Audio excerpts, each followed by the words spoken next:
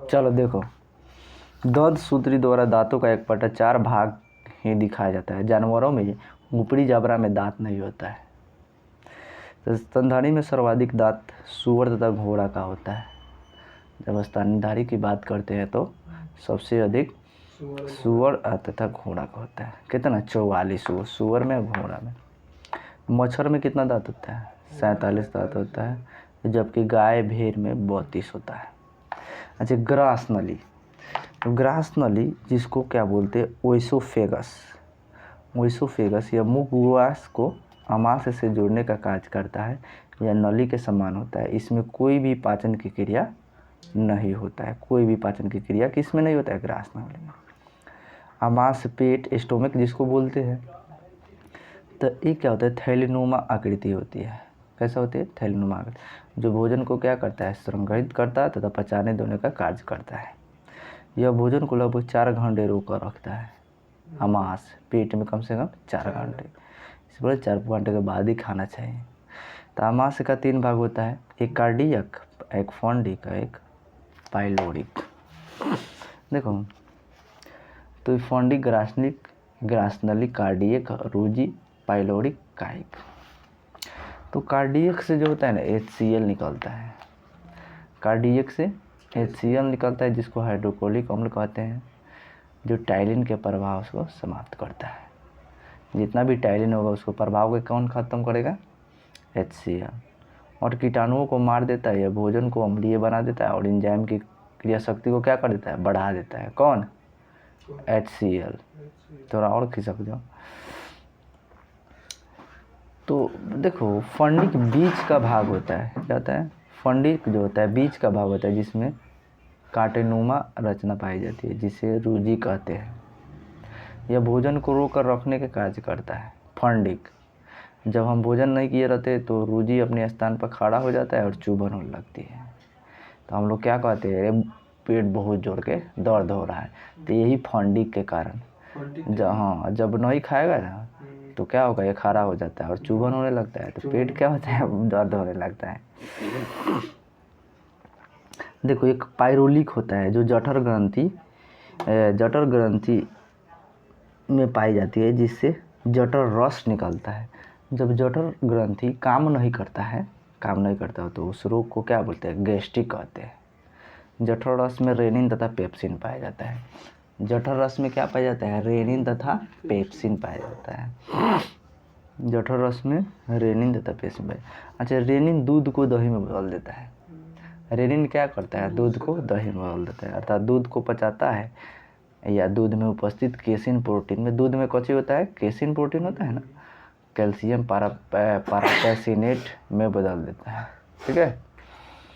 तो pepsin protein को पचाता है। पेप्सिन क्या करता है? प्रोटीन को पचाता है। यह प्रोटीन के पेप्टोन में बदल देता है और भोजन आमाशय के बाद छोटी आंत में जाता है। भोजन अब कायम का रूप ले चुका होता है।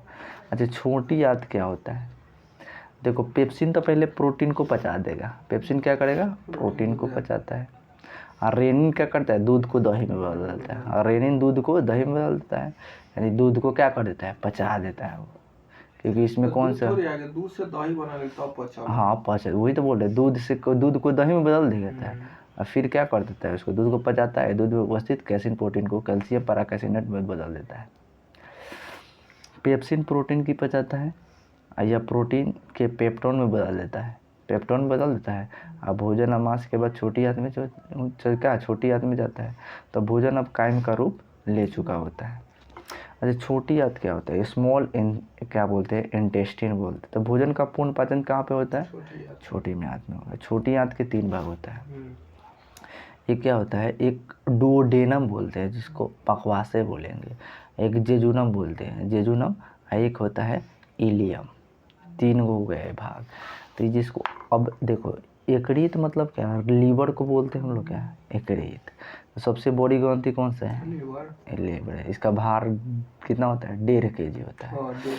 1 kg। यह अपने क्षतिग्रस्त हिस्सों पर निर्माण स्वयं कर लेता है। यकृत में पीत का निर्माण होता है। ये क्वेश्चन अभी हम एक सेट मार रहे तो आया है। यकृत में पीत का निर्माण होता है। तो क्वेश्चन ऐसे आता है, पीत का निर्माण कहाँ होता है? यकृत में होता है। अब पित्ताशय क्या है, गैल ब्लेंडर क्या होता है, तो इसमें यकृत द्वारा बनाया गया पित्त अगर जमा रहता है, समझे, इसमें पित्त का निर्माण नहीं होता है। किस में, गैल ब्लेंडर में। पित्ताशय यकृत के ठीक नीचे रहता है।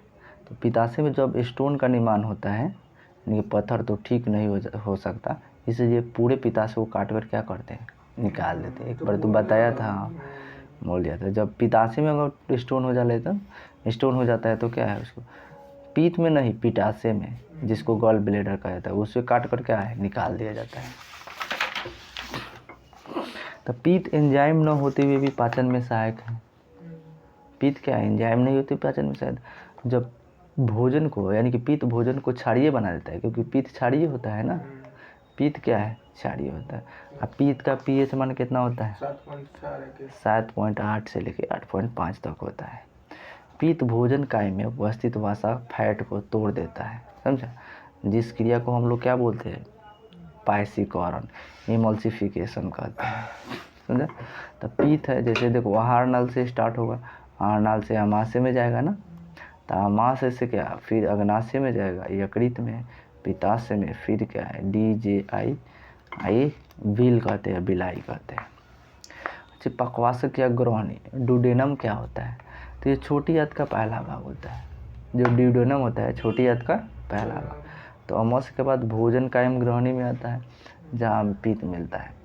अच्छा, छड़िए बन जाता है। अच्छा, ग्रहणी में किसी भी प्रकार का एंजाइम नहीं होता है, ग्रहणी में किसी भी प्रकार का एंजाइम नहीं होता है, बल्कि इसमें 2 प्रकार के क्या है, हार्मोन पाया जाता है। एक क्या होता है, क्लेसिस्टोकाइनिन, एक क्या होता है, सिकेटिन होता है।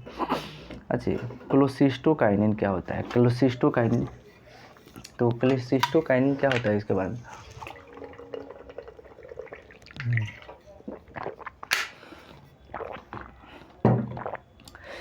देखो, ये छोटी आंत का पहला भाग होता है, कौन, ग्रहणी, ड्यूडेनम। एक होता है क्लेसिस्टोकाइनिन, यह पित्ताशय के पित्त निकालते या स्रावित करने के लिए उत्तेजित करता है, ताकि भोजन क्या हो जाए, क्षारीय हो जाए। अच्छा, सिक्रेटिन क्या होता है, तो अग्नाशय को अग्नाशयी रस, जिसको हम लोग क्या पैनक्रियाटिक जूस नहीं बोलता है, उसको स्रावित करने के लिए क्या करता है, उत्तेजित करता है, ताकि भोजन क्या हो, सरलता से पच सके। तो अग्नाशय से 3 प्रकार के एंजाइम निकलते हैं, अग्नाशय से 3 प्रकार के एंजाइम। इन 3 को सामूहिक रूप से पूर्ण पाचक रस कहते हैं, क्योंकि यह भोजन के सभी अवयवों को क्या कर देता है, पचा सकता है। तो जैसे ट्रिप्सिन हो गया, ये सभी भी यही है, ट्रिप्सिन, तो ये क्या करता है, प्रोटीन को, यानी कि पेप्टोन को पचाकर पेप्टाइड में बदल देता है। ट्रिप्सिन का काम क्या है, कि प्रोटीन जितना रहेगा पेप्टोन, उसको पचाकर किस में बदल देगा, पेप्टाइड में बदल देगा। एमाइलेज क्या होता है, तो एमाइलेज जो होता है, ये स्टार्च को, यानी कि जिसको मोंड बोलता है, शर्करा में तोड़ देता है एमाइलेज। लाइपेज क्या होता है, पित्त द्वारा पायसीकृत वसा को तोड़कर ग्लिसरीन तथा वसीय अम्ल में बदल देता है, कौन, लाइपेज। अच्छा, जैसे अग्नाशय में एंजाइम, इसका ट्रिक दे दिया है, ठीक है, अग्नाशय में एंजाइम का लैट, तो L for lipase, A for amylase, T for trypsin. तो अग्नाशय में क्या होगा, 3 प्रकार के एंजाइम मिलता है, कौन कौन सा, ट्रिप्सिन, एमाइलेज, लाइपेज। ट्रिप्सिन का काम क्या होता है, प्रोटीन को पचाकर पेप्टाइड में बदलता है। एमाइलेज का काम होता है, स्टार्च को शर्करा में बदलता है। लाइपेज का क्या होता है, पित्त द्वारा पायसीकृत वसा को तोड़कर ग्लिसरीन वसीय अम्ल में बदल देता है। अच्छा, एक जेजुनम में पाचन की क्रिया नहीं होता है, जेजुनम जो होता है उसमें पाचन की क्रिया नहीं होता है। ग्रहणी और बाद भोजन जेजुनम में बदल जाता है, ग्रहणी और बाद भोजन जेजुनम बदल, और जेजुनम के बाद इलियम में चला जाता है। जेजुनम के बाद कहाँ पे चला जाता है, इलियम में चला जाता है। अच्छा, इलियम क्या होता है, तो यह छोटी आंत का अंतिम भाग होता है। जो इलियम जो होता है, छोटी आंत का क्या होता है, ये लास्ट वाला भाग होता है। यहाँ से भोजन का पाचन तथा अवशोषण दोनों होता है। इलियम कहाँ पे होता है, छोटी भाग आंत का अंतिम भाग होता है। तो यहाँ से कोई प्रकार के आंत रस, इंटेस्टिनल जूस निकलता है। इन सभी आंत रस को सकस इंट्रिकस कहते हैं। तो निम्नलिखित एंजाइम पाया जाता है, जैसे इरेप्सिन है, क्या है, इरेप्सिन, प्रोटीन को पचाता है ना, क्या करता है, प्रोटीन को पचाएगा। अब प्रोटीन किसको, पेप्टाइड को बोलते हैं ना, तो अमीनो अम्ल में बदल जाता है। तो कितना अमीनो अम्ल की आवश्यकता होता है? 20 गो। हाँ, और यह प्रोटीन का पाचन पूर्ण हो जाता है। तो प्रोटीन क्या हो गया? भोजन हो गया ना। पेप्टोन क्या हो गया? आमाशय हो गया। पेप्टाइड क्या हो गया? डेडुनम हो गया। एमिनो एसिड हो गया उससे, जिसको ल्यूम बोलते हैं। अच्छा, लाइपेज क्या होता है भाई? लाइपेज तो वसा का पाचन करता है लाइपेज, और वसा को क्या करता है? ग्लिसरॉल तथा वसीय अम्ल में बदल देता है। तो लाइपेज वसा ग्लिसरॉल वसीय अम्ल होता है, ठीक है। तो माल्टेज, यह माल्टेज को क्या कर देता है? पचा देता है। माल्टेज में सुक्रित मतलब यह सुक्रोज चीनी को पचा देता है। तो माल्टेज क्या होता है? माल्टेज पचाता है। सुक्रोज क्या होता है? सुक्रेज, इस सुक्रेज जो है सुक्रोज चीनों को पचाता है, ठीक है। सुक्रोज को पचाता है। लैक्टोज क्या होता है? लैक्टोज को पचा देता है।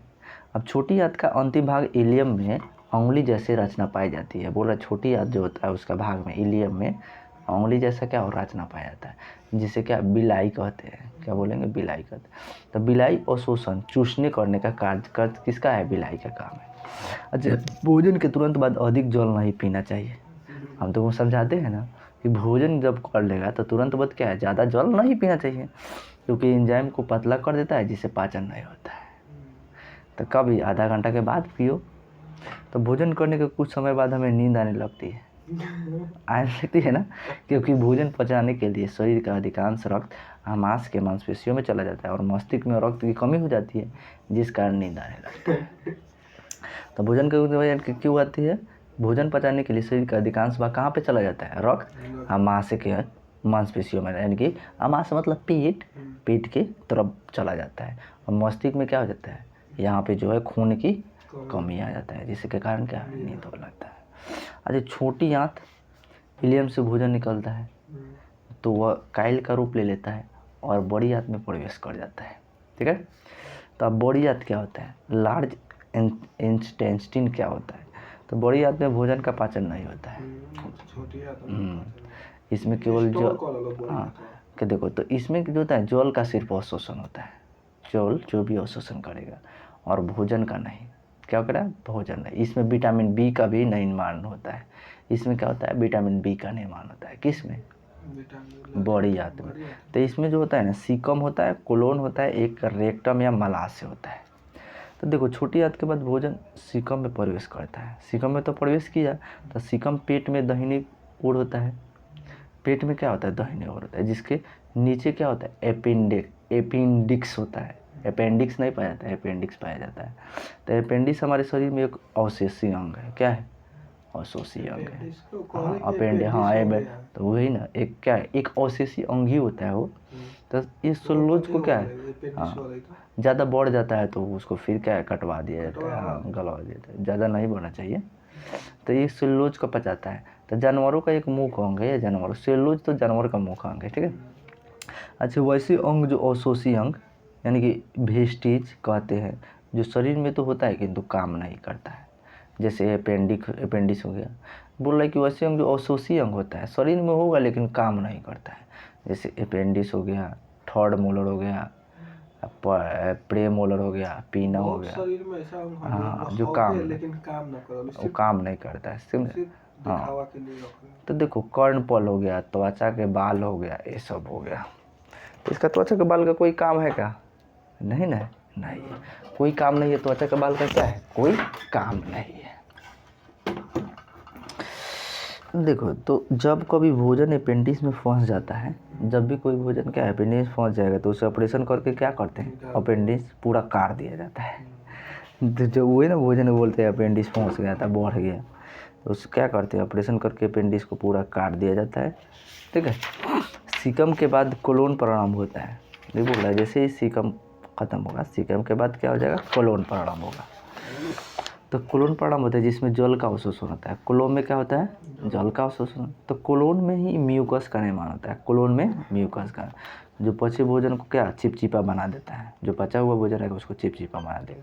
तो म्यूकस का निर्माण मलाशय में अवशिष्ट पदार्थ जमा करता है। तो म्यूकस मलाशय क्या, रेक्टम जिसको बोलते हैं हम लोग, तो उसमें क्या है? अवशिष्ट पदार्थ जमा रहता है और गुदा के द्वारा बाहर निकल जाता है, ठीक है। चित्र में बताया गया है ये ट्रांसवर्स कोलोन होता है। ये क्या है? क्या होता है, डिसेंडिंग कोलन होता है, एसेंडिंग कोलन होता है। उसके बाद क्या है, एक जो होता है अपेंडिक्स होता है, अपेंडिक्स यही है, दिखाई दे रहा है। एक क्या होता है, यानी कि क्या बोलते हैं, सिग्मोइड कोलन, रेक्टम मतलब बाहर निकल जाता है। अच्छा, पाचन की क्रिया एक जल अपघटन की क्रिया है। पाचन की क्रिया क्या है, एक जल अपघटन। तो पाचन की समूल क्रिया 5 अवस्था में होता है। कौन कौन सा, अंतर्गहन जिसको इंजेक्शन बोलते हैं। तो इंजेक्शन का काम क्या होता है भाई, तो भोजन को निगलने की क्रिया को अंतर्ग्रहण कहते हैं। भोजन की इंजेक्शन होता है अंतर्ग्रहण, भोजन जब निकलेगा उसी को निगलेगा अंतर्ग्रहण कहते हैं। पाचन डाइजेशन क्या होता है, तो डाइजेशन जो होता है भोज पदार्थों का छोटे छोटे सरल पदार्थों में टूटना पाचन कहलाएगा। जो भी खाएगा तो उसको छोटा छोटा टूट जाएगा तो भोजन कहलाएगा। और शोषण क्या होता है भाई, ऑब्जॉर्प्शन। तो देखो पचे भोजन पदार्थों को कोशिकाएं जब सोख लेती है तो उसे अवशोषण कहते हैं। बोल रहे जो पाचन भोजन है, जैसे जब पच गया भोजन तो कोशिका क्या कर लेता है, उसको सोख लेता है, उसी को अवशोषण बोलते हैं। अच्छा, स्वांगीकरण जिसको एसिमिलेशन कहते हैं, ये क्या होता है, तो पचे भोज पदार्थ से ऊर्जा प्राप्त करने की क्रिया को क्या कहते हैं, स्वांगीकरण कहते हैं। क्या कहेंगे, स्वांगीकरण कहेंगे। तो मल परित्याग क्या होता है, तो पाचन के बाद बचे हुए, यानी कि मल डिफेक्शन जिसको बोलते हैं, तो पाचन के बाद बचे हुए अवशिष्ट पदार्थों को क्या बोलते हैं, अवशिष्ट पदार्थों को जो है, अवशिष्ट पदार्थों को हटाओ ये देखो, अवशिष्ट जो है पदार्थों को, मल परित्याग, पाचन के बाद बचे हुए अवशिष्ट पदार्थों को बाहर निकालने की क्रिया मल परित्याग कहलाती है। तो ये खत्म हो गया। अब हम लोग जो है ना श्वसन तंत्र के बारे में जानेंगे। रेस्पिरेटरी सिस्टम क्या होता है, तो रेस्पिरेटरी अंगों का वैसा समूह जो श्वसन की क्रिया में सहायक होता है, उन्हें सामूहिक रूप से श्वसन तंत्र कहते हैं ना, जिसको हम लोग रेस्पिरेटरी सिस्टम कहते हैं। तो श्वसन का एक ऐसी क्रिया जिसमें ऑक्सीजन ग्रहण किया जाता है, जिसके फलस्वरूप ये ऑक्सीजन को क्या करता है, ग्लूकोज को तोड़ देता है। ऑक्सीजन ग्लूकोज को क्या है, तोड़ देता है। और जो है क्या किसका यूज करता है, कार्बन डाइऑक्साइड और जल का ऊर्जा निकलती है। तो ये तो श्वसन क्या है, क्रिया है ना, ऑक्सीजन ग्रहण तो करता है, उसके बाद ऑक्सीजन ग्लूकोज को क्या करता है, तोड़ देता है। तो किसका निर्माण होता है, CO2 का H2O का निर्माण होता है। ठीक है, ऊर्जा ऊष्मा निकलती है। जैसे ग्लूकोज का सूत्र क्या हो गया, यानी कि C6H12O6 और 6O2, तो 6O2 होता है 6CO2 प्लस 6H2O हो जाएगा और प्लस 686 कैलोरी ऊर्जा होगा, ऊष्मा होगा। अच्छा, श्वसन की क्रिया क्या कहलाता है, ऑक्सीजन की क्रिया है। श्वसन की क्रिया ऑक्सीजन की क्रिया है। श्वसन की क्रिया क्या है, ऑक्सीजन की